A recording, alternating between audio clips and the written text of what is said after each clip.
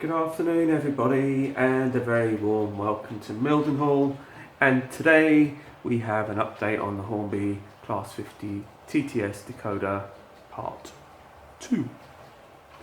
And today, currently we have Revenge 5020 be our large logo with the grey roof, just trundling around with some of my coaches, which I've been doing a little bit of work on this afternoon and this morning, but that's not really the crux of this video.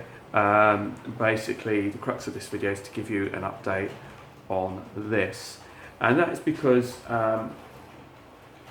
well, let's take you straight to it. So directly in front of you is 50027 in the Network Southeast line, which was the subject of my first video to do with TTS, and behind that is Monarch, and behind line directly is also Hood. Now the reason for them to be in here, as well as 50027, which was trundling, I've shut her down and stopped her, is basically because those two are also fitted with Hornby TTS decoders. Now if I just pull that out a bit so you can get a better view.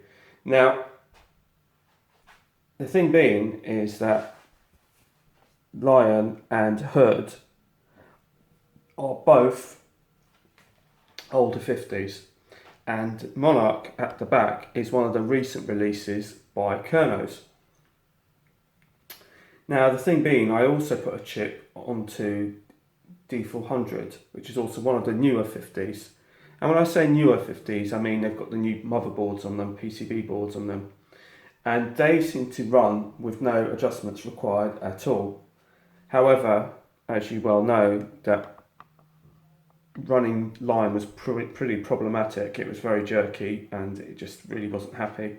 I found that when I put the chip in Hood, it was a very similar story.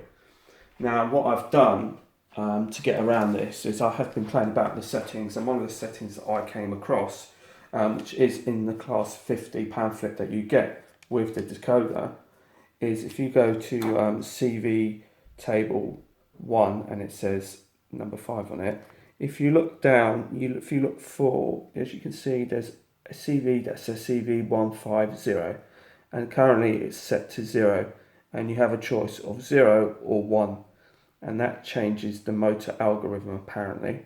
I'm not exactly sure what that means, but I just think it just changes it the way in which the motor operates. So bearing that in mind, I decided to give it a go.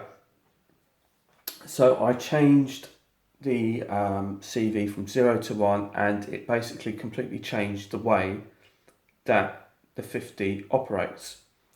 So I'm going to demonstrate that to you. And whilst I was there on the programming track, I'd also changed some of the settings and some of the other CVs.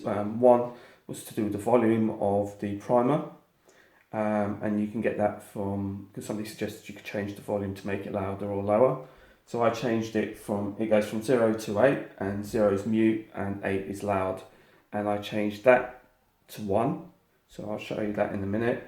And I also changed the deceleration and acceleration values, which was CVs 3 and 4, and I set them both to 50. And it basically just changes the way that the loco accelerates and decelerates. In other words, it will take longer or shorter depending on the value in which you set it. So 0 is basically, it goes straight off the bat, and 255 is basically, it will take forever. So I set it to 50, and I've been playing around with it, so I have changed it a few times, so you may have to, if you decide that you want to go down that road, you may want to change it to play about with it to see what works for you. So if I just recall 027, switch the lights on, and I'm just going to put the primer on.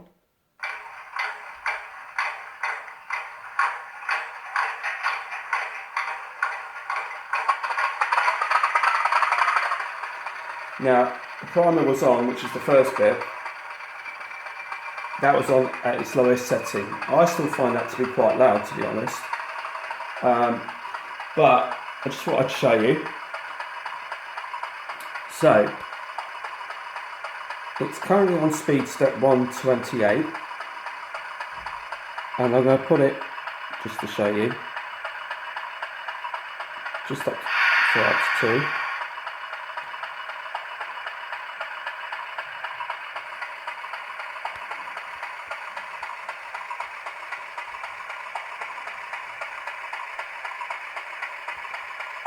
So there's no kind of juddering apart from the initial bit, but it doesn't always do that, so in other words it's just so much better.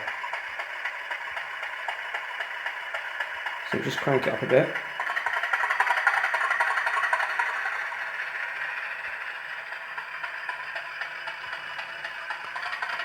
Just let it go around.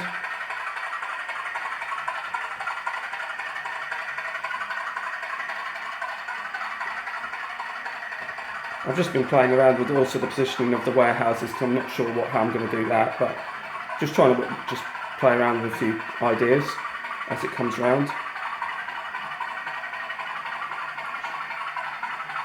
So it's just emerging shortly. If I just bring the tripod around here.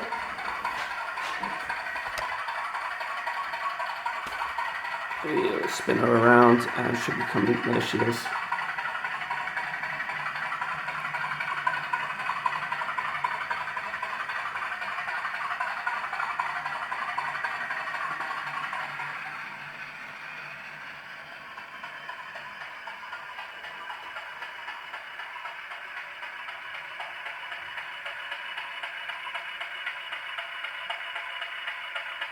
Voila. So that is pretty damn good, I think. She's not juddering at all.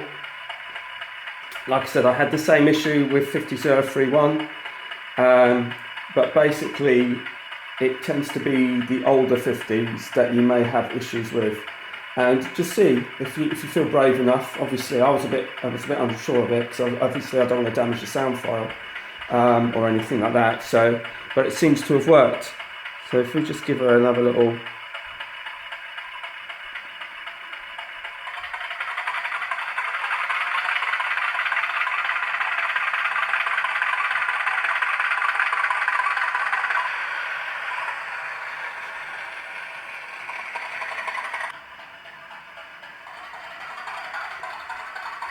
So now I've worked it out, I'm really happy because she's now running sweet and I'm really pleased with it. And now my other 50s are running sweet because I know what I've got to do in order to try and get them to run properly.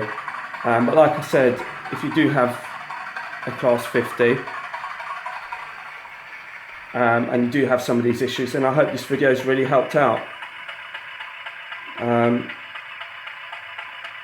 Another one that I played with was the Spirex valve, and I turned that right down to 1 as well on this. So I'm going to shut it down.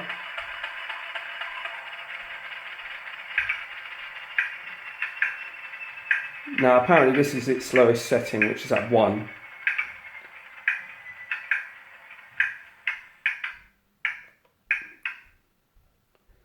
So yeah, I'm really, really pleased.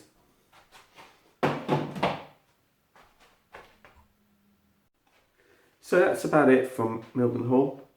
I hope this video has helped many of you, or some of you, because it can be a bit of a minefield trying to work all this stuff. It can be a bit daunting, but I am really, really pleased with these sound chips, and I'm so happy with the way that they're running now. I mean, the 50s are now running really great, both my newer versions and my older versions of the 50. And like I said, a lot of it is trial and error, but once you get it all running sweet, I don't think you'll be disappointed. I'm certainly not. Like I said, for $37.99, you know, I've managed to chip up 4 sound 50s for $37.99 each, as opposed to maybe £100 or £120 each. So the savings are immense, and it's a nice quick way to get sound onto a layout if that's what you are after. Don't forget, you know, to have a good look at this. If you have any issues, have a good look. Like I said, the one that I found useful on here is the CV table one, and that's got the CV 150, which I changed, and that worked for me on my older 50s. Now, I'm not going to turn around and say that you should do it or that it will work for you, but it's entirely up to yourself. It's just another option, because I did actually originally use some of the fixes for some of the other TTS sound chips originally on these 50s, and they didn't actually work. So it is a lot of trial and error, but once you get it right, you won't be disappointed. So until the next time from Milden Hall, it's bye for now. Bye bye.